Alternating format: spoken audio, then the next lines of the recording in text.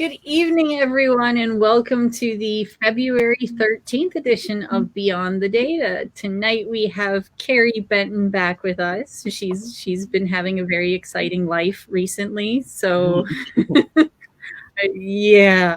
We will be talking tonight about VERS, FAERS, AESI, and AEFI, and Carrie is going to explain what all of these different acronyms stand for and what it means in terms of uh, what we're dealing with, what the numbers are, and all that. Before we get to that, I would like to do a brief little advertisement here. There is going to be a fish fry fundraiser this Thursday. I believe it's the 17th in Norton, Ohio. Unfortunately, Carrie will not be going because she's deathly allergic to fish, but I will be going.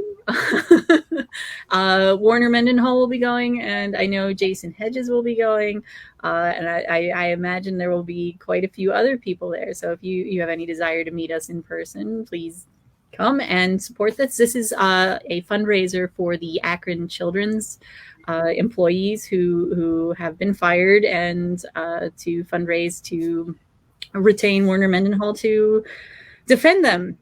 All right, so brief little advertisement over there. Back to Carrie. Now, for people who are kind of new to watching us, I mean, Carrie has been with me now for a very long time, and she's awesome on many, many different levels, but she also is extremely knowledgeable about a lot of this stuff because she is an independent provider for the CDC. That is her job.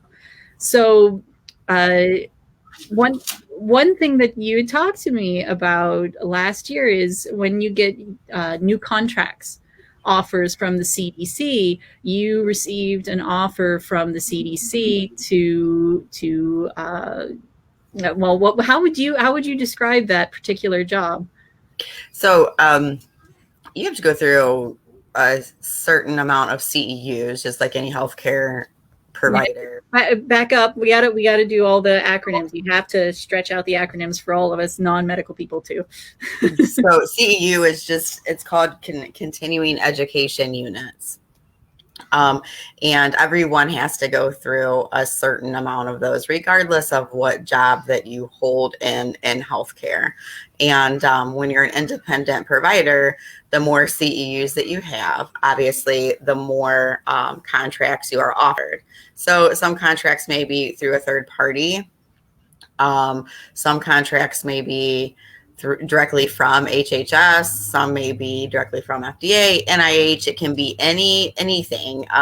There is a couple of newer, I guess, organizations you could call them, or companies that kind of farm out these. So there's a bulk of jobs that are offered, and if the CDC has got very few, same with FDA or any other, again, 3-letter organization or 4-letter organization, they have very few actual employees. Most are independent providers, which was formerly known as subcontractors.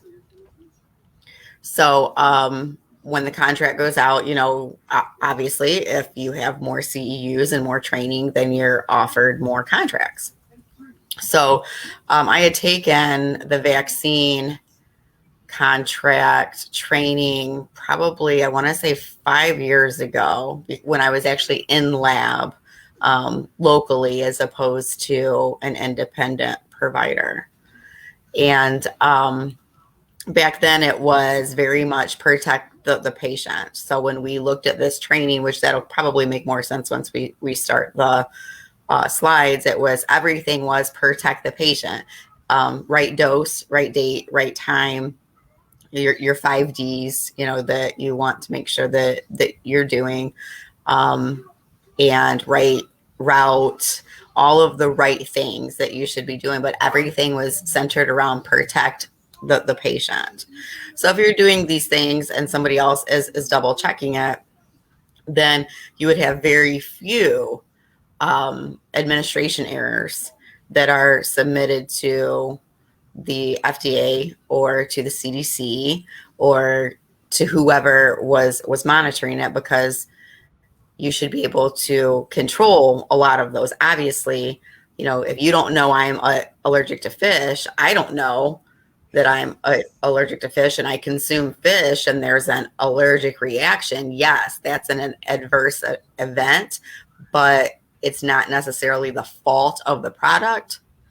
So that's when you have to start differentiating, what is the patient, and we don't want to place blame on that patient, but what happened, and if you start to see a trend, then you take that back to the manufacturer, and say, look, we have all of these.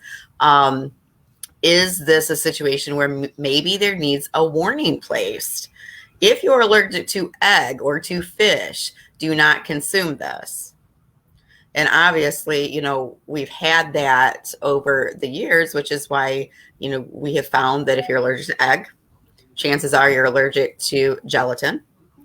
And that's something you need to disclose to your provider before you have combo shots like MMR, things like that. So that's what the training used to be. And because it has been so long ago, and because this one, in this particular contract was focused around, and I've never had a focused training ever for a vaccine. So this one was focused around our COVID-19. And we kind of shifted, which was like the first, I don't want to say red flag because that's not appropriate, but it was a cause for concern.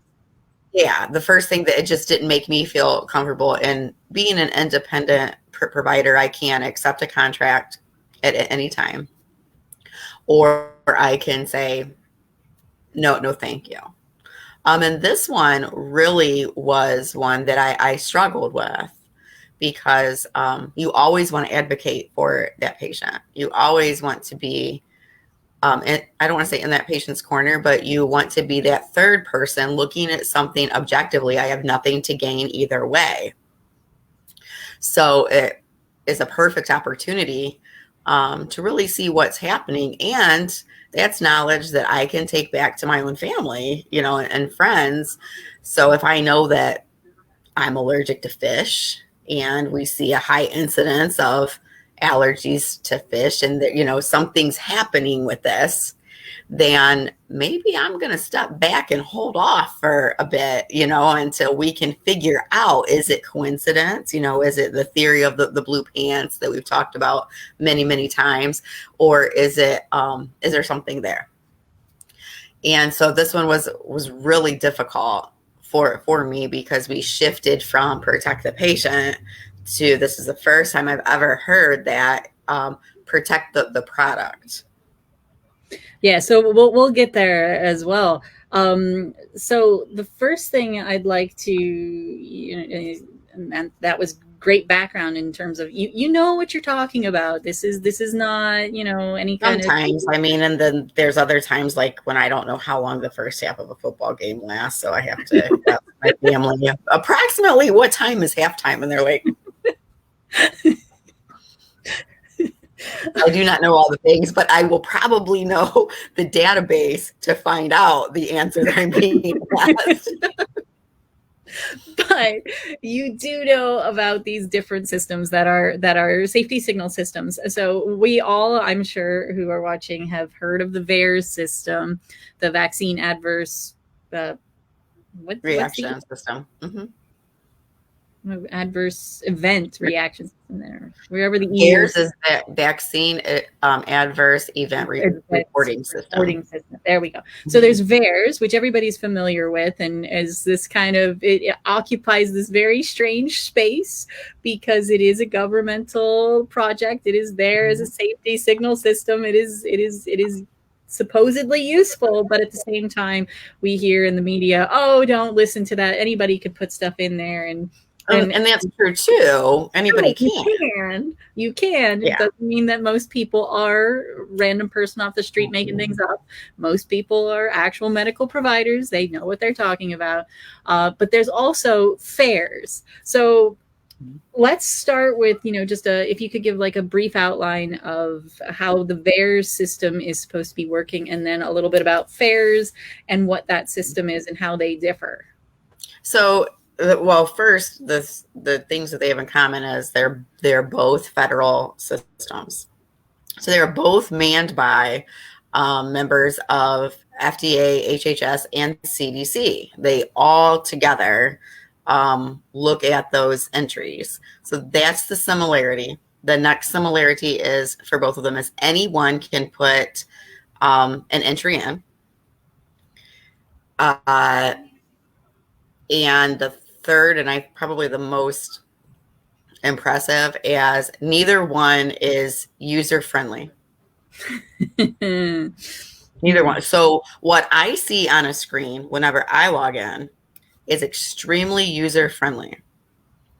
And then if I, log completely out or open a new tab or go to a different computer and I pull up like the public portal and I'm like, what, I can't, and I guess my thought is, a lot of our providers don't utilize them as much as they should, because they're not schooled in them.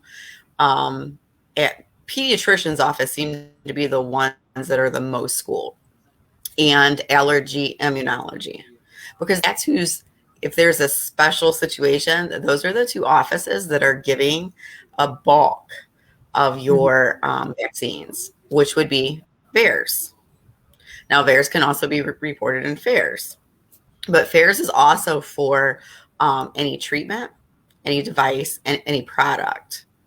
So if you are given remdesivir, it would go, and there was something that occurred that would go into FAERS.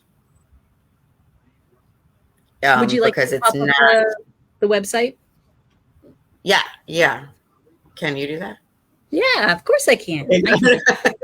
See, that's what I mean.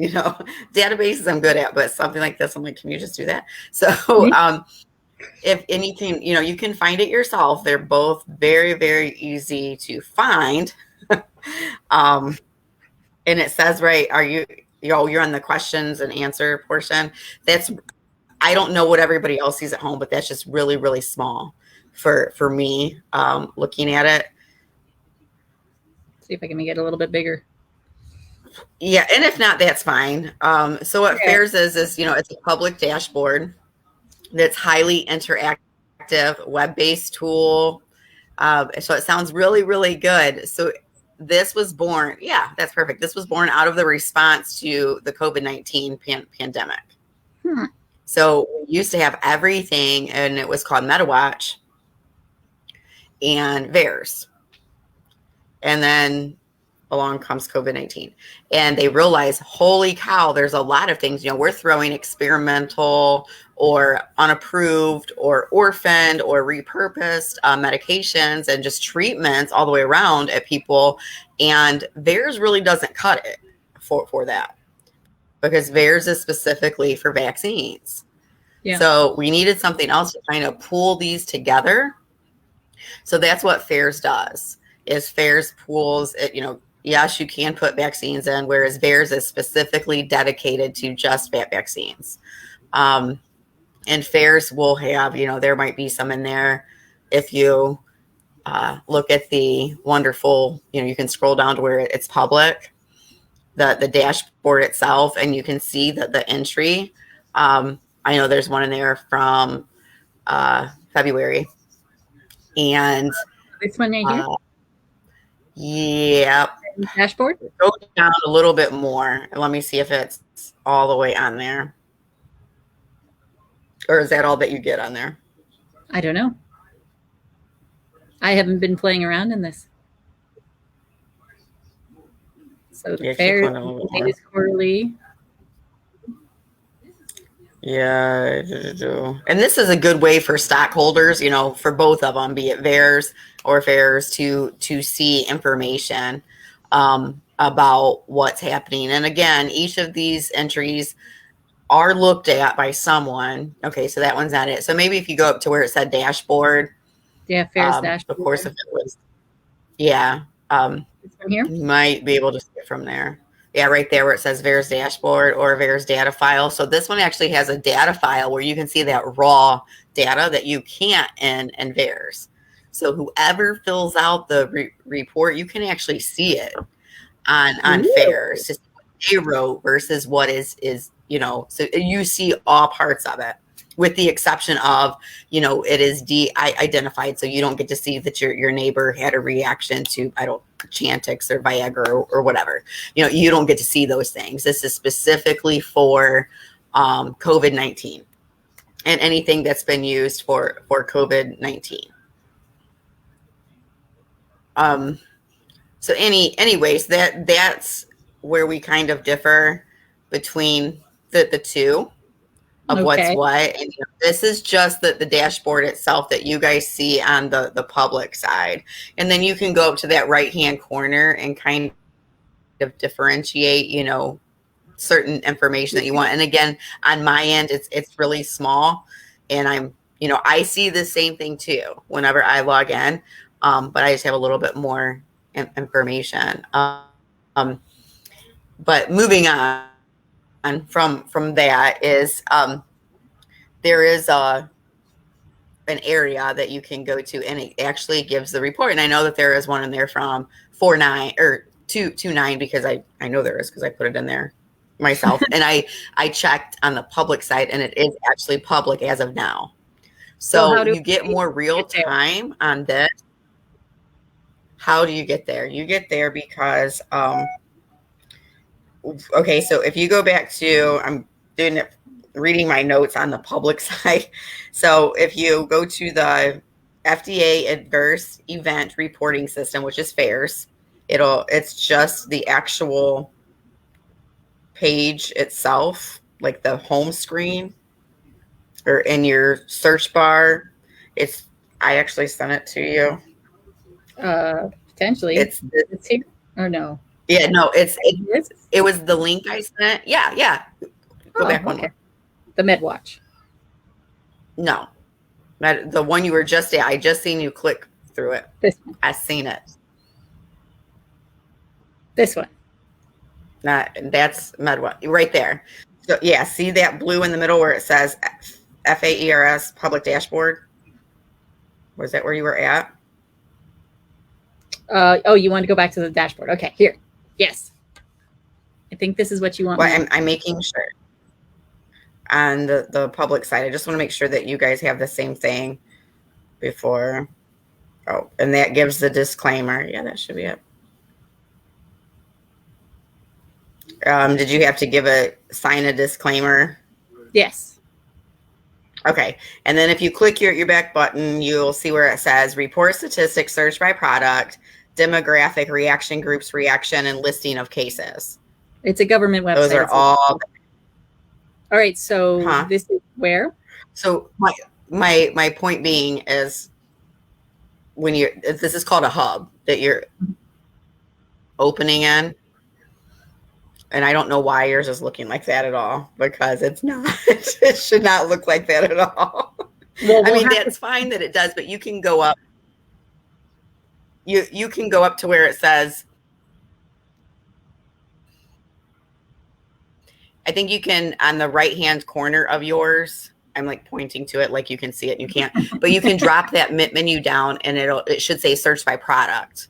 I don't know what it's saying right there because it's so small. No, it doesn't have a search by product. Or right, but there's a drop down. We'll figure that one out at a different time, because this is something else where you can go in, you can play with it. Now you guys know that there is this where the drugs are involved, and that you can't see the entire report, unlike with VAERS where you don't get to see the entire report. And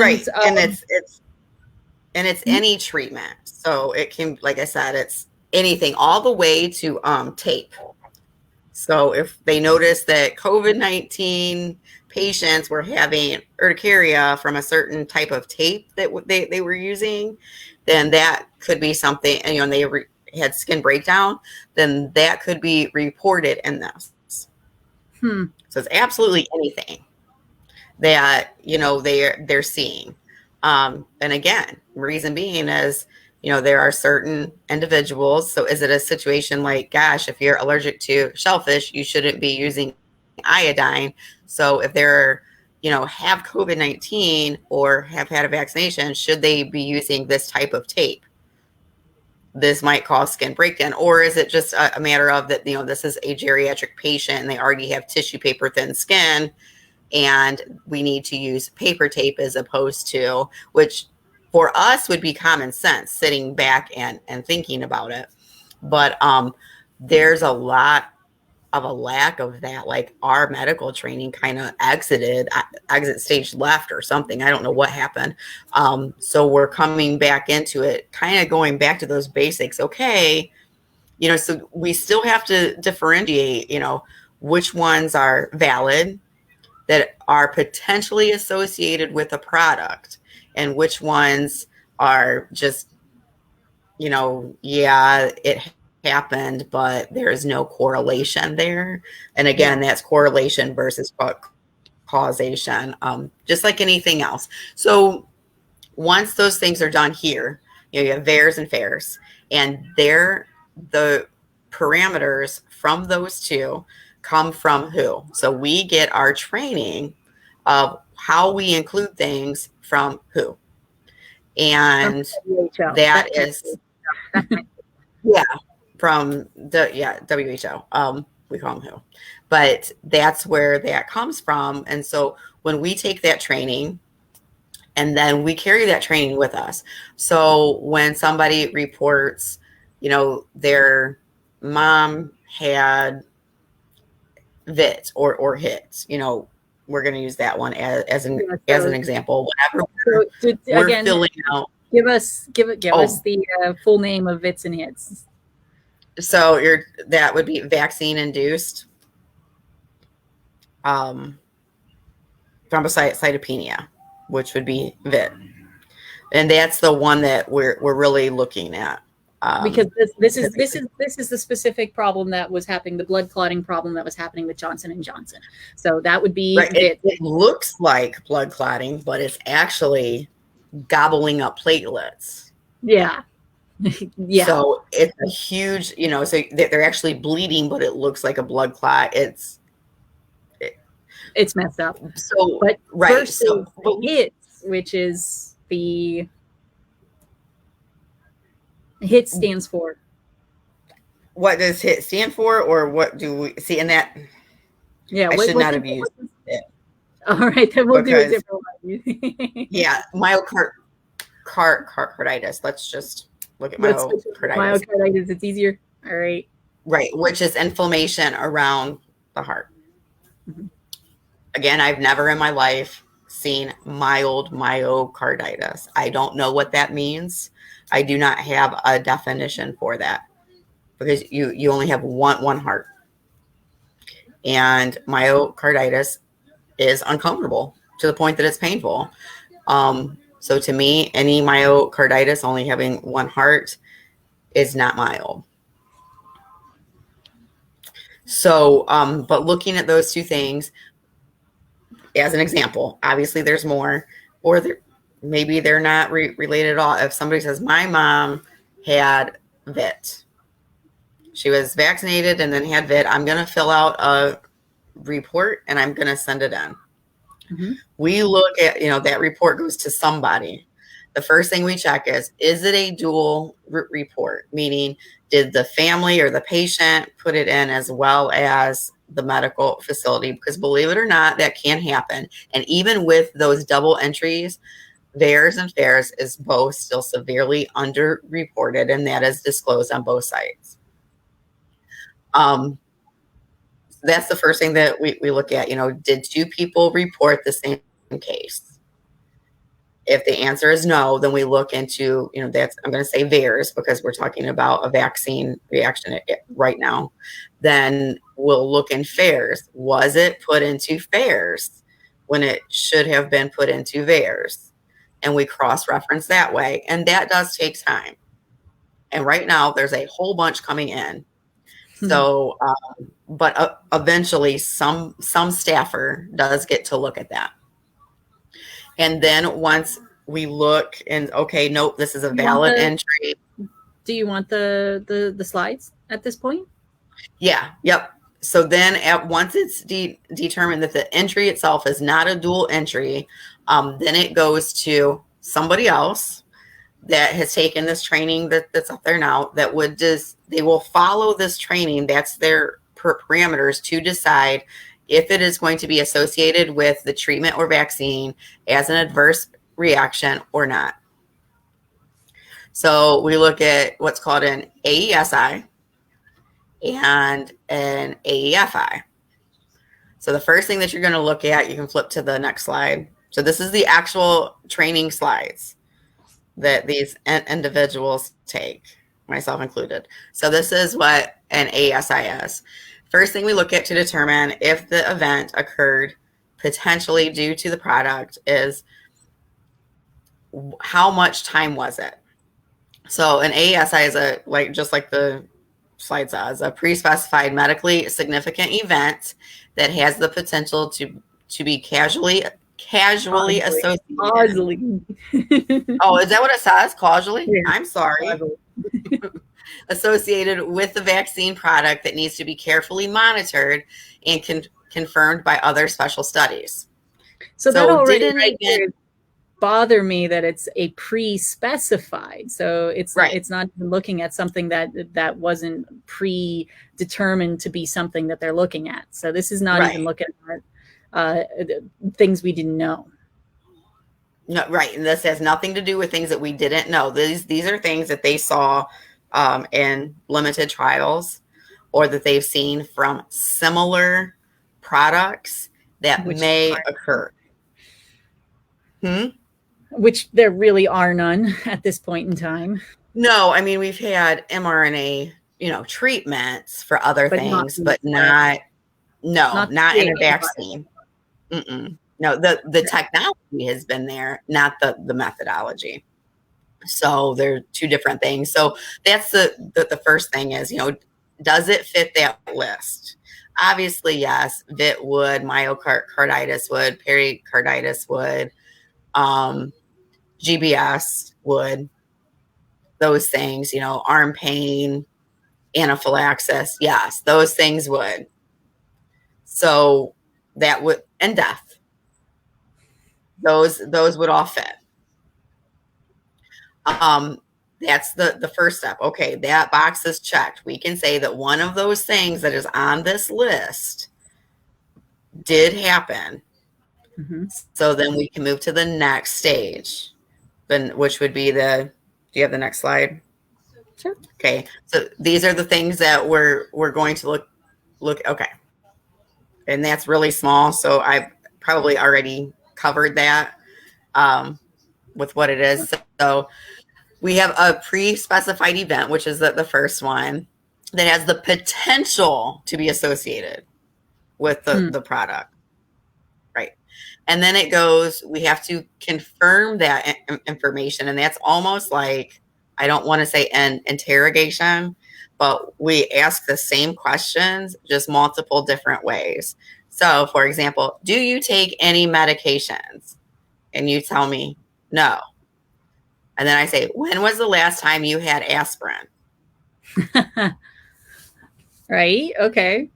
So that's that line of questioning that we would take or that we would give to see. And obviously, if there's a discrepancy there, then that's a point of this might not be against the product because they took something else.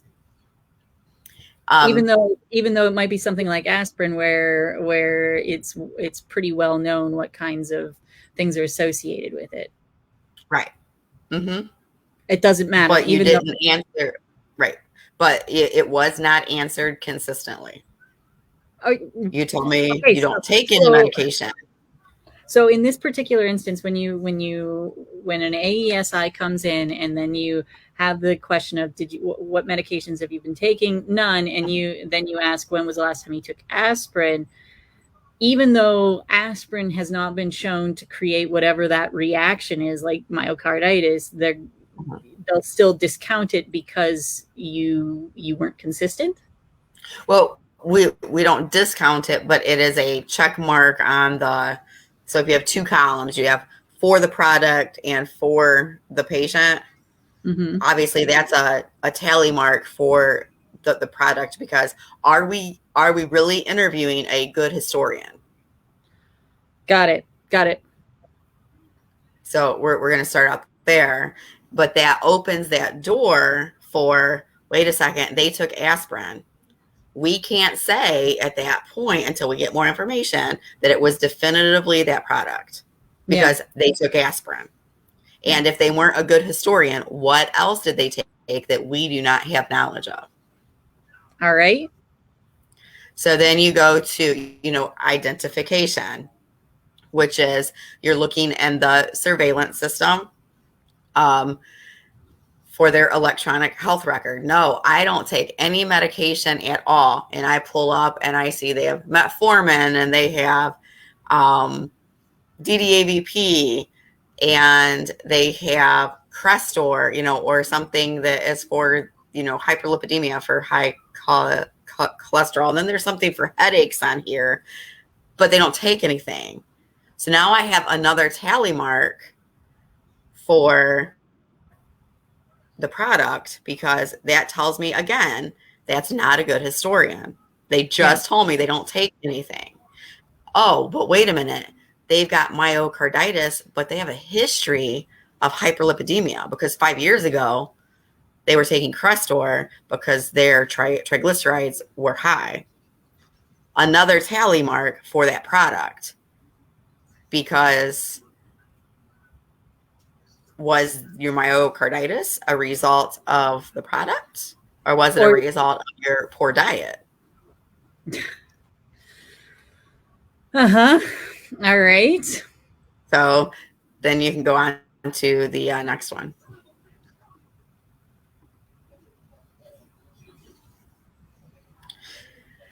So then we decide, based on the AEI and AEFI and ASI, first and foremost, that AESI, which is like your gatekeeper to the product, you determine if it is important. First of all, you determine, if the AESI says, okay, it's valid, then the AEFI will determine, is it important or is it critical? Okay. First, any reaction or adverse event that happens outside of the 7 days post inoculation, 98% of the time does not make it past an AESI. That's just because insane. We can't, but if you can argue that there's something else there, then we can't call it what it is, or what it potentially could be. Because you have to, and that's why really I don't want to say the easiest ones, but the ones that are less likely to be argued are, of course, your anaphylactic reaction, the GBS that starts within 72 hours, the myocarditis that has an onset, within the 24 hours, because if you took your inoculation on Monday and you went to the gym and you worked out on Wednesday, and on Friday you got myocarditis, 98% chance that was not on paper the inoculation. 98% chance that was your workout on Wednesday. And of course, we know, we see the reactions in terms of autoimmunity, autoinflammatory diseases. These are all conditions that take a significant amount of time to manifest, simply because if you're making autoantibodies, it takes time to create those autoantibodies, even though it can be precipitated by the vaccine. Yes, you need to have a genetic susceptibility, but if you did not take the vaccine, you would not develop that disease. But anything that happens after those 7 days is just pretty much tossed out, because that's outside of the window. Right. And so that can concern us, because we do have limited information when it comes to those that are of childbearing age. Yes. Those things might not show up right away. Yeah, those are going to take significantly longer to see Right. that stuff. Right. So we're not going to see, but there's nothing built at this time that would even make it past the AESI stage. Nothing. So when they Because say, they go out there and they say there is no evidence for XYZ happening if it is a biological process that takes longer than a week, yes, they will not be finding that because they are not looking. They have predetermined events. They have a predetermined window that is not going to include things that just take longer biologically. right. So that's why, wording is important. They have never said, nobody of any credible caliber has said COVID-19 vaccination does not cause infertility. They have said there is no evidence of. Just because there is no evidence of doesn't mean that it doesn't exist. It means it is not documented at this time because the database is not built for it. Yeah, I think that really bears repeating here.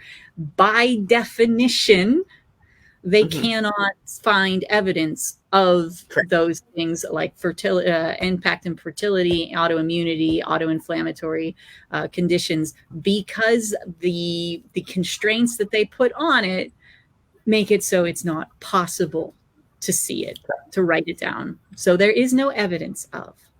It isn't that it doesn't exist. There's just nothing written. Right now, when it comes like autoimmunity and things like that, if you dig enough, if there has been anything that's been in a trial, even if it's a limited trial by one of the manufacturers, then that can be included. But it just, again, it depends on what's happening with the patient and a lot of timing and things. But chances are it's not going to make it past the AESI portion because it is extremely constrictive for autoimmune issues. Extremely constrictive. All right. Yep. What's our next step? Well, obviously death would be critical. But again, if the onset wasn't within the past 7 days, chances are that death is not related. According to the structure. I mean, because again, it's according to structure. Not according to actual reality, but according to the structure of how this system works and how it gathers this information, that a death outside of those would be pretty much automatically excluded. Right. Correct? So please don't throw tomatoes at me. These are not my rules. I'm not saying that I agree or disagree with them. I'm just saying this is the process of what occurs. We lost in our family somebody from an adverse reaction, and it was certainly, there was no question about it. We could argue that, and there was really no argument. We didn't have issue. He went from vaccination station, anaphylactic, immediately taken from squad to facility where they did try everything, and he expired on the 6th day. So, he never went home.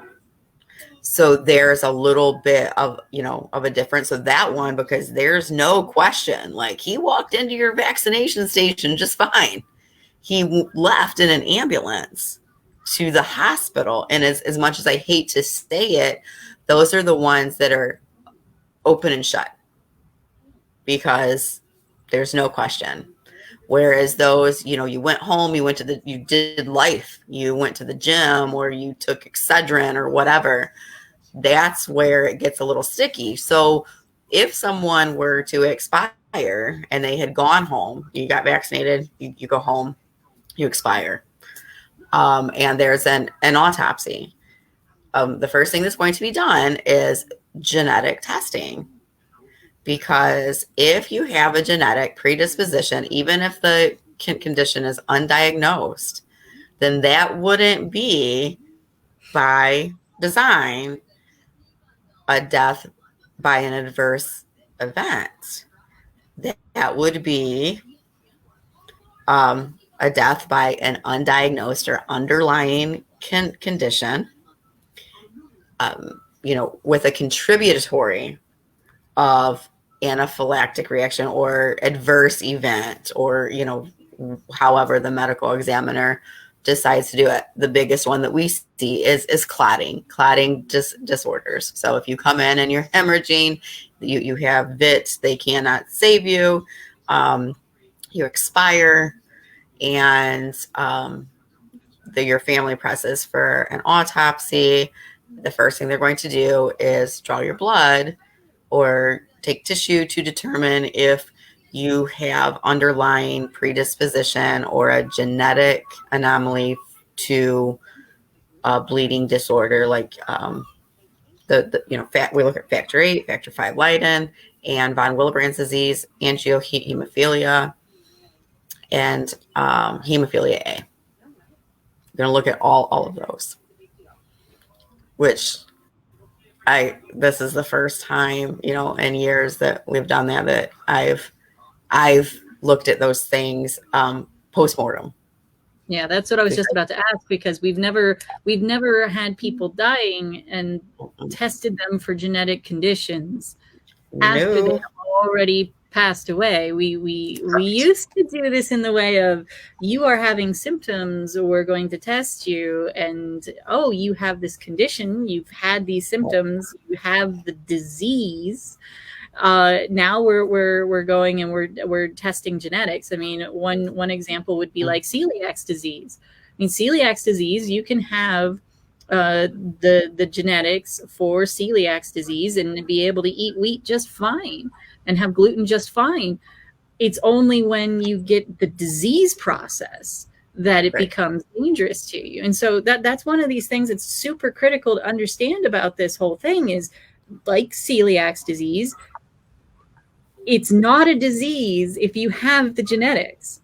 You have to have some kind of a trigger to turn it from genetics into disease. And that works for all of these genetic diseases. You have to have first the genetics, but then you must have the trigger, or else you're not going to have the disease.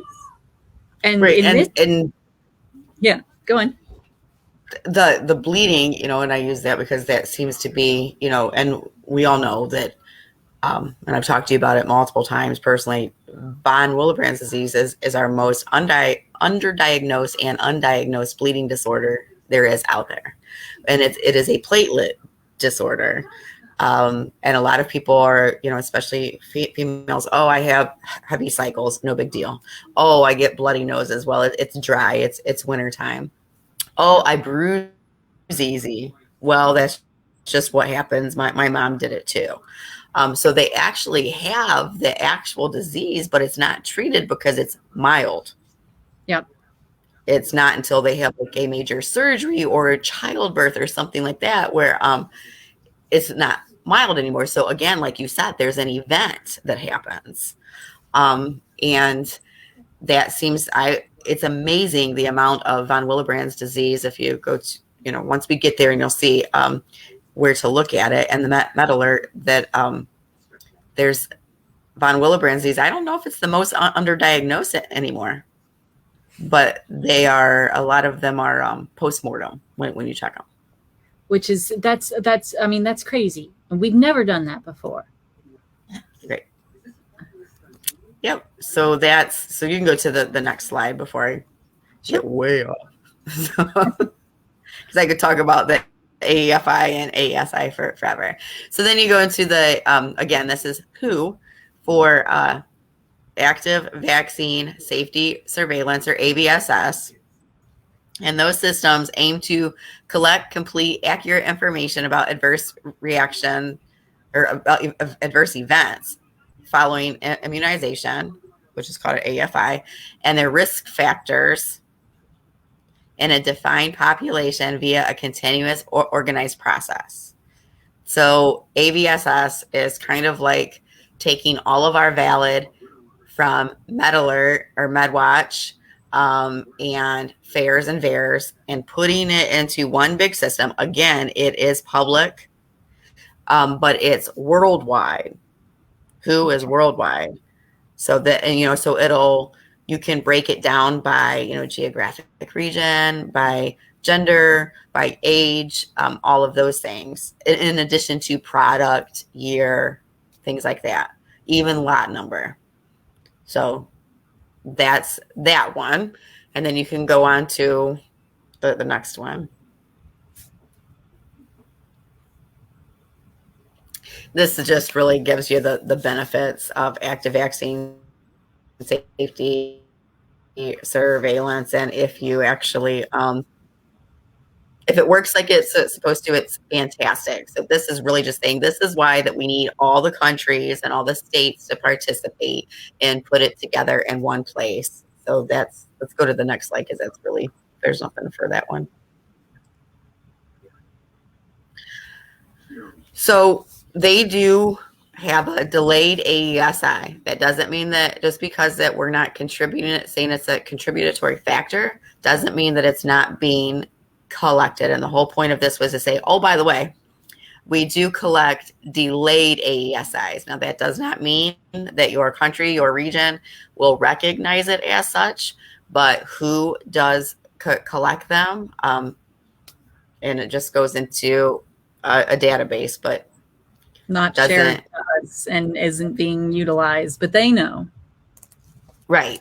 And I mean, the AVSS you can get into publicly, but it is extremely generic. But you can see it. And then you can go to the next ones.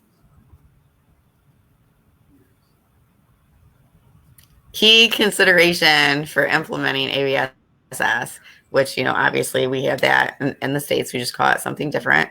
Is so we have our passive systems, which you know of, VERS and FAERS, and then the significant knowledge gaps, when to address them in passive, meaning, okay, we have all these double entries, so but we're still under reporting. So what can we do to bring that current to where we're capturing as many as possible? It's actually easier to take double entries out or to assign it to where it needs to be than it is to put entries in that you don't even know exist. And so that goes back to educating the public as well as educating the provider. Don't forget to use this system. Not that we anticipate anything, but the reality of it is it's going to happen. So when it does happen, don't forget to put it in here. So this is just really a flow chart of how that we look at it. And of course they put in there, the robust government systems.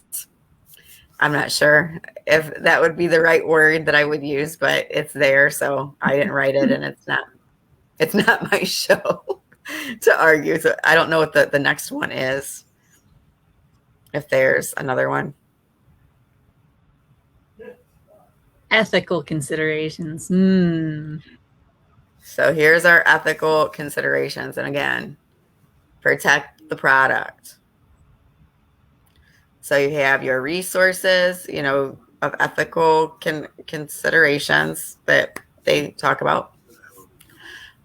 Always involve the stakeholders, such as manufacturers, the Ministry of Health, for example, or our FDA, or CDC or HHS. They will help guide if we have any questions. Always contact them, because they are your A1 since day one source of ethics. The stakeholders. Mm-hmm. The stakeholder. And that I just, to each their own. And I'm sure there are companies out there that they want a quality product before that they, a quality product that is safe before that they want something that would harm others but make a fortune. But I know they exist. I just haven't seen them yet. So, and I hate to be like that. And then again, they make sure that we know ethics and privacy. We have to make sure that we de-identify as much as possible. Next. And then, yep, go ahead and go to that next one. That's really, people can read. So that's really not another one I need to. Are we getting close towards the end? I mean, this was painful to get through it. There are 28 slides and we're on 14. So, boop. Okay, so really good check mark. When I talk about check marks, obviously we have to have that core data. To me, all of this is very important. All of this information, but what is necessary to be sent in is the vaccine brand name, lot number, all those things that you see in pink. I think the place, what was used, in the route of administration, I think those are equally important. But for whatever reason, they are not. Because, was it a situation of, it was stored improperly? That doesn't mean that the event wasn't a result of, that, whatever it was, that product. But, is it widespread? Is it just, confined to this one? So that's why I feel like the rest, especially the place of vaccination, is so important. Yes. Or where did you give it? Did somebody lose feeling from the waist down and it was given in, their hip versus their arm, and it should be given in their arm, or, whatever the situation. I just feel all of those things are equally important, but obviously not. So that, I guess, is that slide. Mm-hmm. Place of care, I feel, is important. I argued that for probably 15 minutes. Is how can we, if we're the ones looking at these individuals, if we don't have the place of care, how can we follow up? Well, you can't. So it's discarded. What? When you look under health events and outcomes, where it says place of care. So if you have an adverse event that occurs. Yeah. And the place of care is not documented, even though it's in white. Well, I can't follow up on the outcome if I don't know the place that they received care. So therefore, I would discredit this one, even though it's not mandatory that it's reported. Does that make sense? Yes. So this is a situation where if the person who's reporting it doesn't put in where the person was cared for, you cannot follow up and make sure what happened to them in the end. And so therefore, oops, because you didn't fill in this one less important thing, then it just goes poof, gone. Not because it's not that it couldn't be very easily assigned to an actual causality, but because that one little box was left blank and you can't follow up. That right? And so especially that's absolutely right. So if I'm looking at this and I don't have a patient's name, all I have is their age of onset, gender, medical condition, if there is any, and medication. I don't even have their name or their address. So where do I even start to look at place of care to even try and find it, to see if I can backtrack and see what happened to that patient to determine, does it belong here or not? I can't.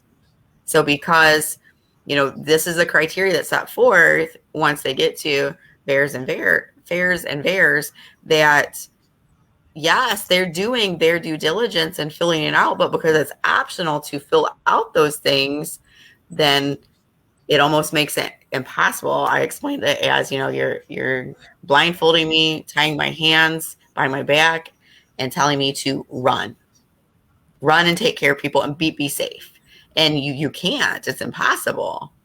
So then I would have to discard that. Now, that doesn't mean that event wasn't true, that it did not happen, and that it was not a result of that product. That means I cannot correlate it because I don't have enough information to go on.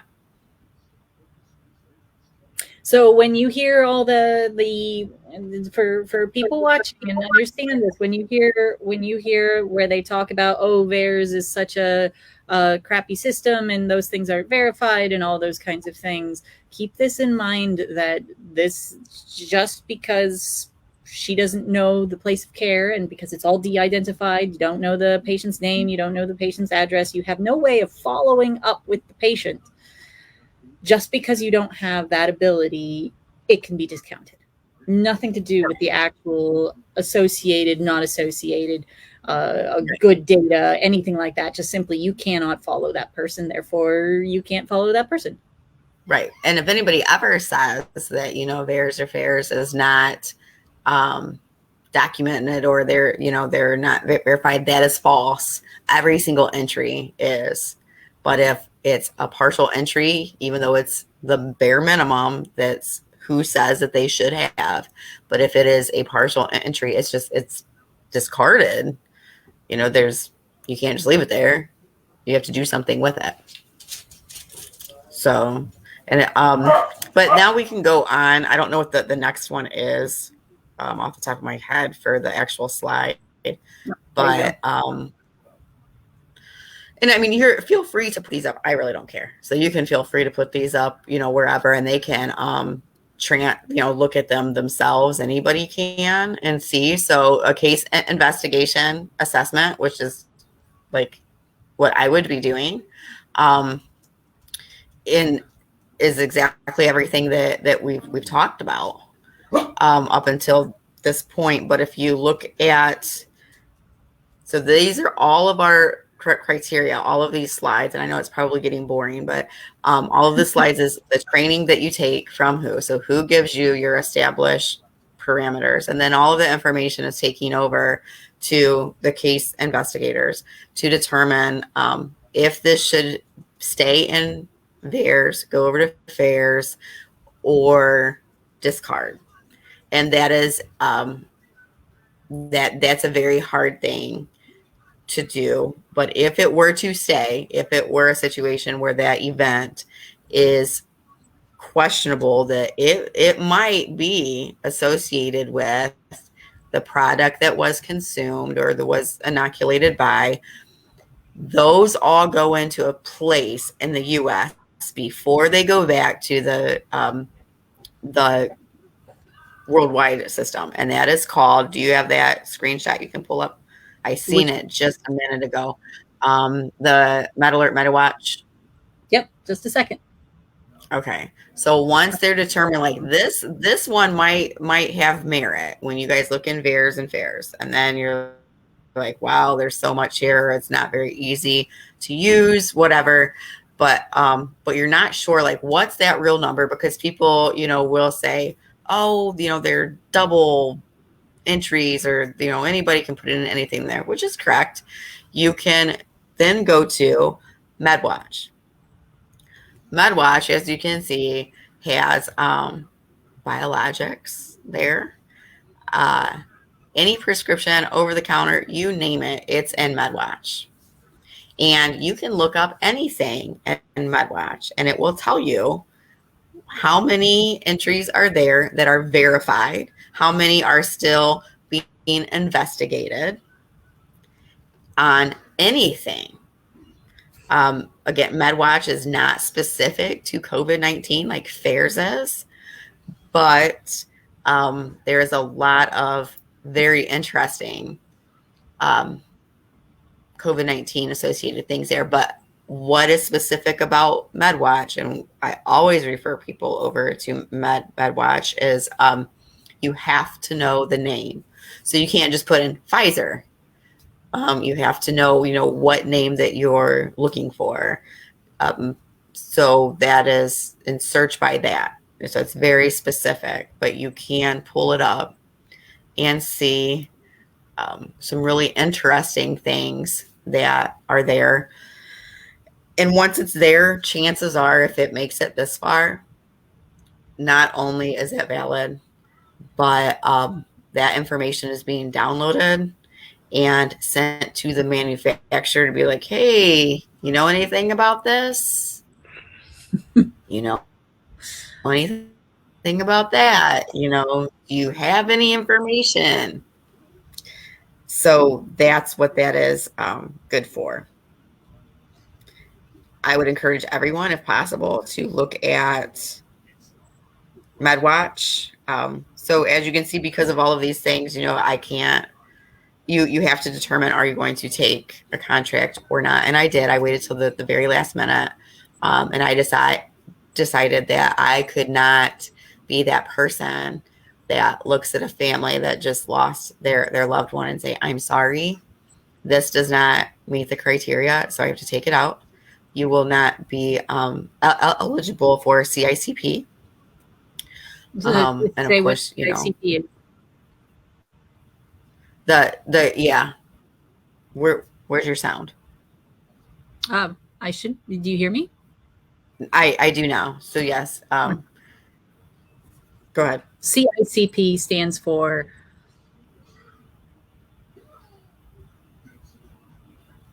CICP stands for. Can you hear me? Yeah, I can. I thought you were going to say it. Oh no. I'm you to say. I forget what the first C is for. So everybody, has heard of VICP, the Vaccine Injury Compensation Program. Right, and then this is the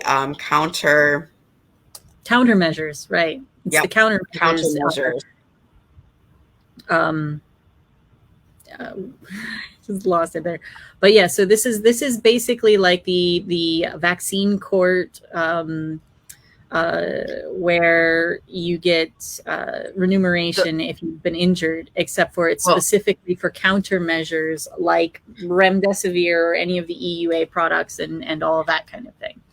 Right. So the countermeasure injury compensation program.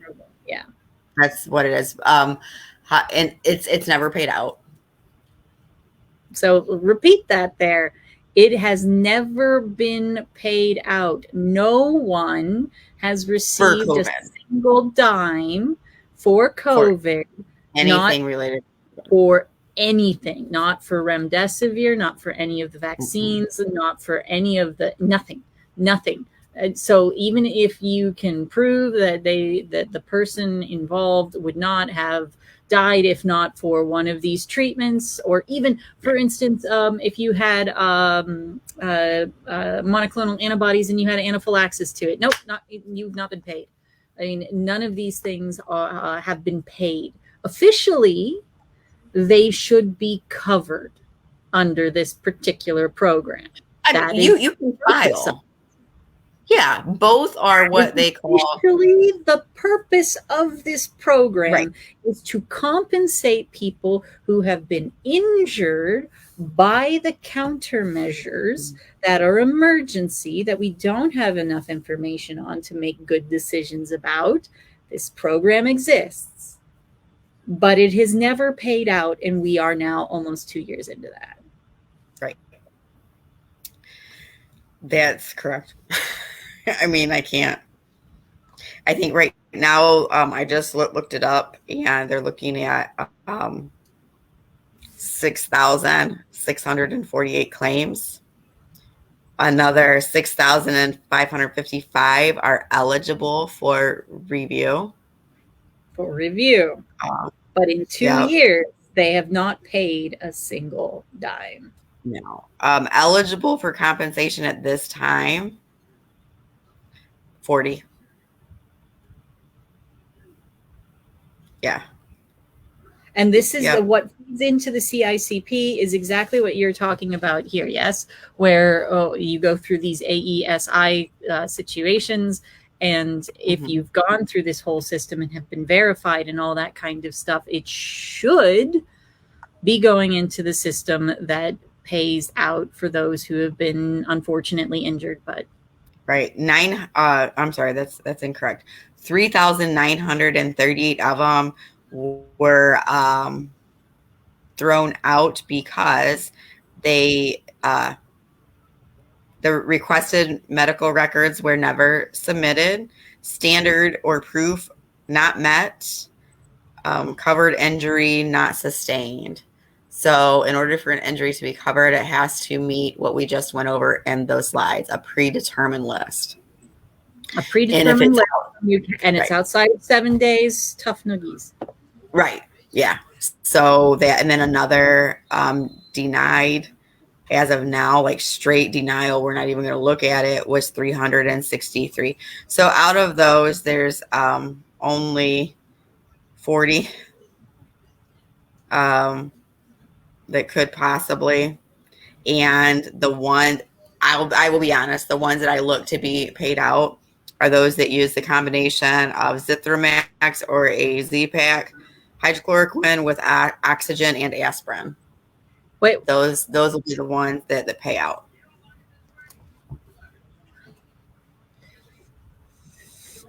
Yeah. Because all of that goes into CICP. You know, that's a countermeasure. It's not necessarily just a vaccine. In order for a vaccine to be covered under VICP, which is Vaccine Injury Compensation Program, then that would have to be on the childhood list of vaccines, and we're not there yet. And it looks like it's going to be a little bit longer anyways. Be delayed anyway. But we actually discussed it recently as well, because it used to be, up until October of last year, it used to be that there was a gap between the CICP and the VICP. And I know I've said it publicly as well, and I know others have as well, talking about that gap, which we were guessing was the reason why you can't get Comirnaty or the Spikevax or whatever. I can't even remember what the Moderna one is. That's why we were. It's ridiculous. It's the most ridiculous thing ever. Anyway, but we were guessing that the reason why you couldn't get those was because it would fall into exactly this zone between the two, between CICP, which covers EUA products, and VICP, which covers anything on the childhood vaccine schedule. But actually, it was October, right, where they changed what can be covered under CICP to include approved vaccines. So Comirnaty and Spikevax are both covered under the CICP, which again has never paid a dime. Right. So we have one that was and actually occurred here in Ohio that's on the CICP list. And it was a COVID-19, and they had a perforated artery and just, severe disability. And it's eligible. And it's been identified on the database as eligible. And if they see $1,000 in 10 years, I'll be shocked. This isn't at no fault. So just because someone would receive a payout does not mean that anybody is admitting fault. That's not happening. The other one that occurred in Ohio was a COVID-19 test, punctured brain and CSF fluid, and the result was death. Wait, what? So they did a swab test and they killed the person. Pretty much, yeah. My guess would be it was probably one of those deep and it was supposed to be a lavage, or a nasal wash, and they used it incorrectly, because let's be honest, what's happened is these facilities and these people working, they've just been tossed these tests. Here, go test. It's the sky is falling. And so that's what happened. So those were the two from Ohio that just, stuck out to me. We do have a claim in there, one claim, all the vaccinations that have been given. We have one claim for abdominal pain, body aches, chills, diarrhea, headache, nausea, and vomiting. One in the whole state of Ohio. So, I mean, if it's not there. And this is now almost 2 years in. Okay. Right. Anyway, we should move on, I think, because that one is going to take some time to just right. Process. So that's how, so that's literally the whole process. Is you have the criteria that's been established. We get trained on the slides that you saw. And then that criteria that we're trained on is also put into the databases for us here in the US. We have V ERS and FAERS. And then we start weeding them out. And then if it's possibly valid, then it goes to MedWatch. And then even if they're not valid, they will be downloaded and sent to the manufacturer, obviously, once they're, sorted and sent. And they also go back to WHO. And even if they're beyond the time, which is called a delayed. So I would check that database in probably a year or so, maybe even 2. You might start to see some things then that we didn't. I've already seen things on social media where you are, especially after the booster, they're intense. I mean, that there are large numbers of people who are having reactions, mostly in terms of skin, gastrointestinal, and that kind of thing. And I will say, my daughter,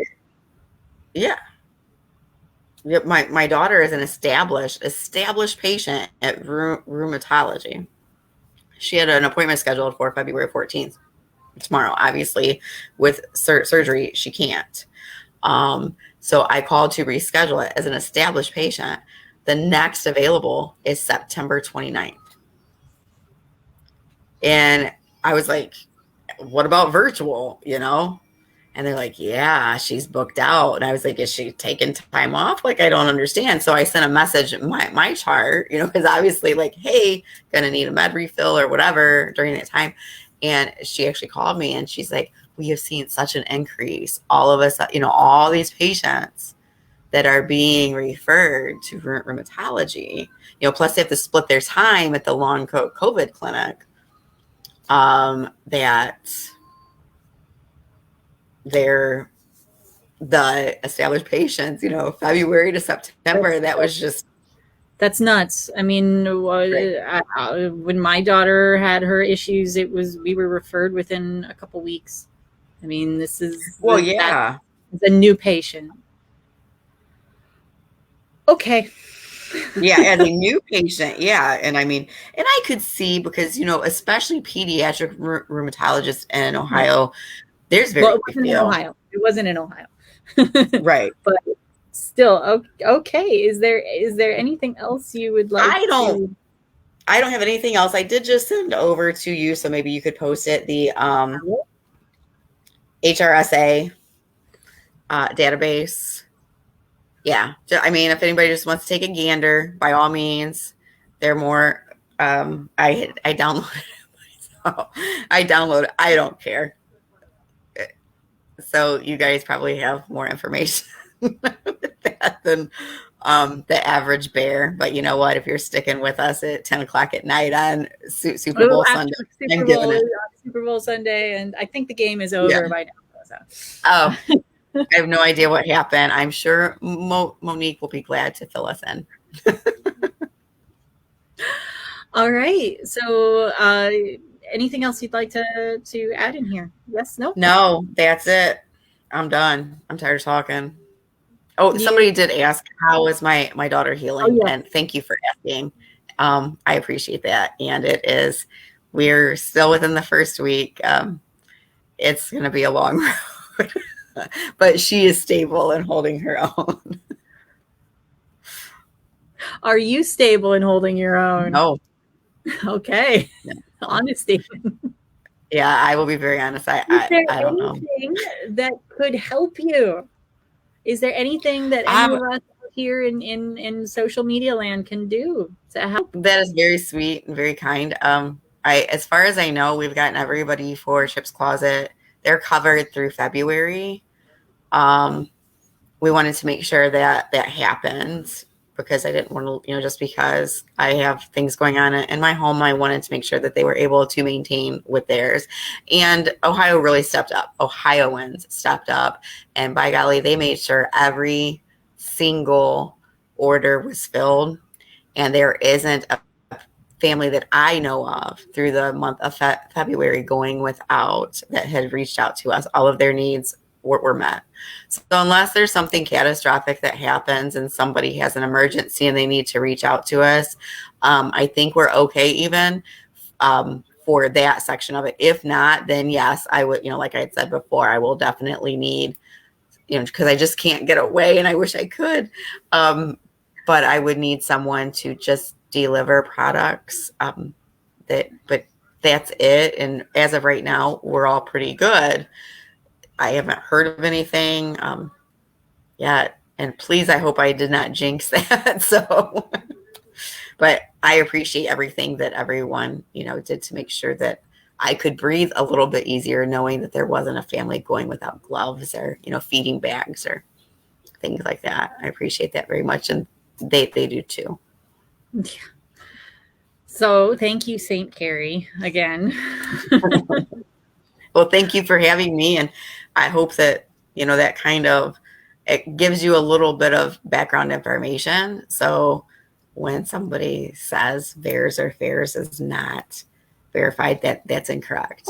No. The bags under my eyes say different. Now and I will find a place. I'll probably put these slides up on my Understanding Ohio COVID-19 Data 2.0 because there is a place where I can put up files up, and I will put a link to that post in the comments of this video. So if you're interested in looking at them yourself and getting all trained up and seeing how this is done, you could go look at it out. Thank you, everyone who's actually stuck with this time. Yeah. And we'll see you next week. Good night, everyone. Bye.